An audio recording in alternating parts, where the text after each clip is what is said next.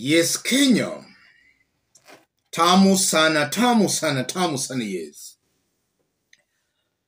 Confusion in Ruto's government continues. Some few months ago, at a televised live interview, Ndii shocked very many Kenyans when he said that there is a lot of wastage in Ruto's government. That was some few months ago. And Ndii is not stopping anytime soon. He has also once again reiterated that there is a lot of wastage in the government. The government has an itchy feet problem. Ndii, government is wasteful, and this administration has an itchy feet problem. Ndii was referring to, or rather was answering back somebody by the name Michael Edwin, who had actually said this. Ndii, we want to believe the travels are in the best interests of Mama Mboga, even if it's traveling for a meeting that would be held via Zoom. So Ndii actually confirmed that there is a lot of wastage in the government, and the government has an itchy feet problem. What does that mean, ladies and gentlemen?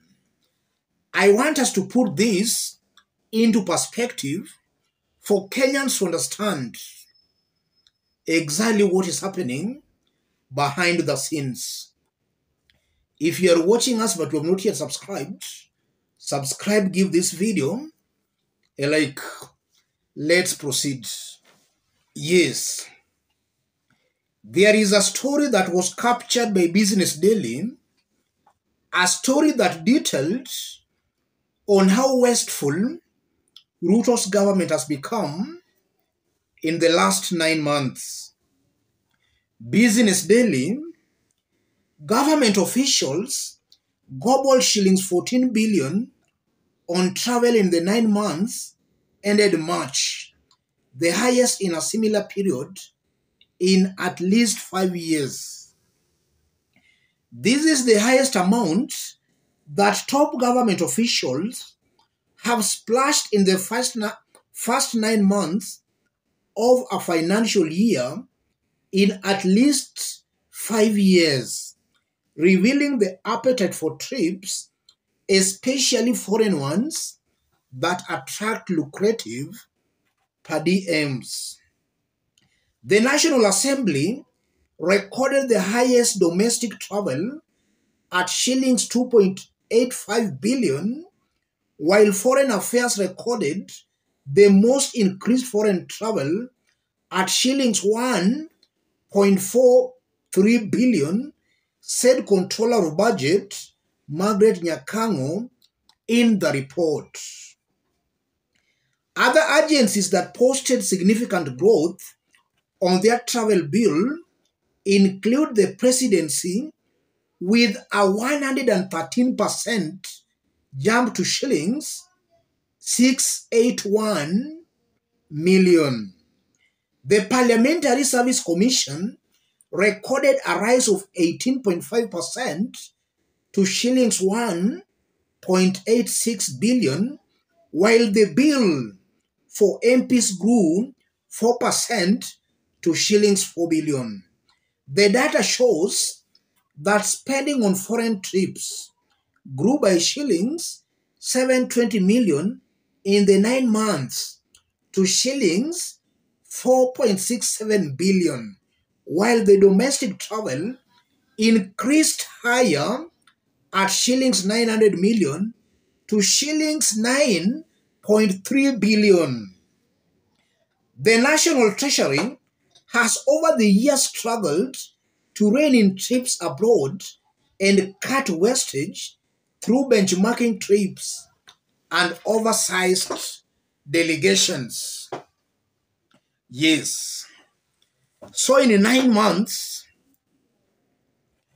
taxpayers' money, 14 billion, has been wasted on travel, per diems.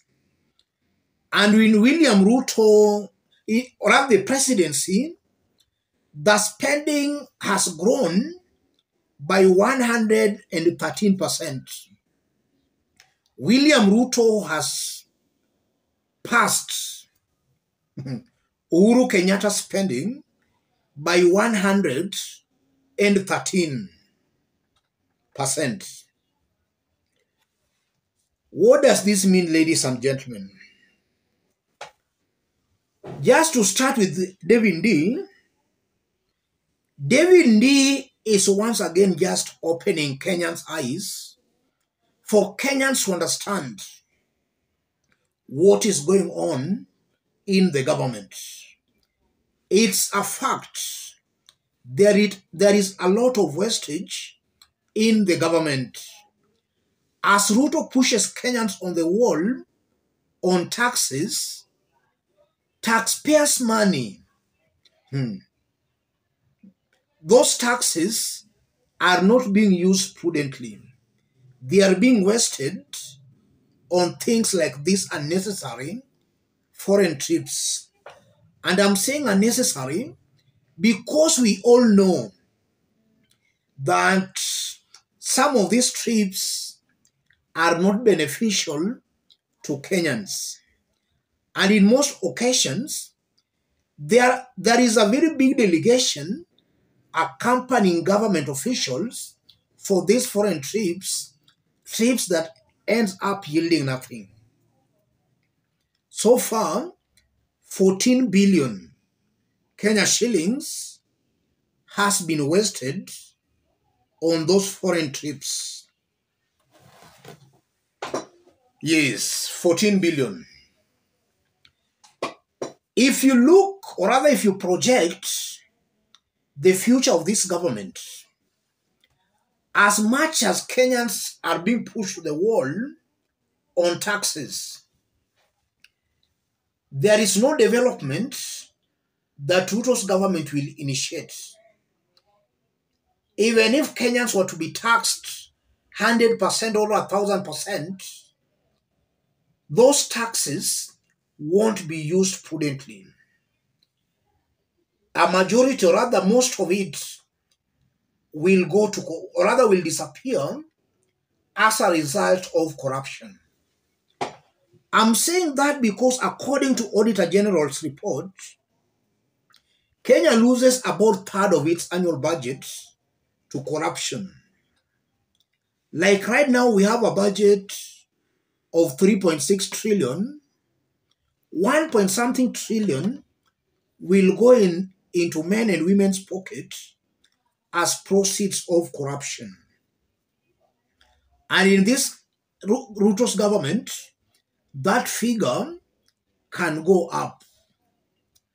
So at the end of it all, Kenyans will be pushed to the wall, but no development will be realized.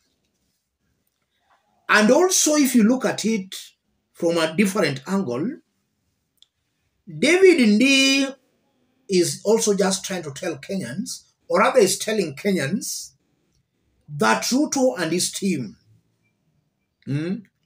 are not fit holding public offices. Only that he can't come out directly on that. He's just telling us that Ruto and his team are not fit holding public offices. Ndii has been talking about wastage in government for so many months. Why is it that William Ruto is not sealing those loopholes where taxpayers' money are being wasted on useless errands and trips? Ruto himself being a culprit, because so far, if you have a look at the trips William Ruto has made, he has made over 20 trips abroad, trips that are unnecessary. Besides that, you are seeing the size of the government. Ruto intends on increasing the size of this Kenya Kwanza government. The person who will carry that baggage are the people, the so-called hustlers. So Ruto is not very sensitive to the plight of Kenyans. Let me stop it there, ladies and gentlemen. Those sending their contributions, channel all your contributions to the number below. Let's meet in our next analysis. Thank you. God bless you.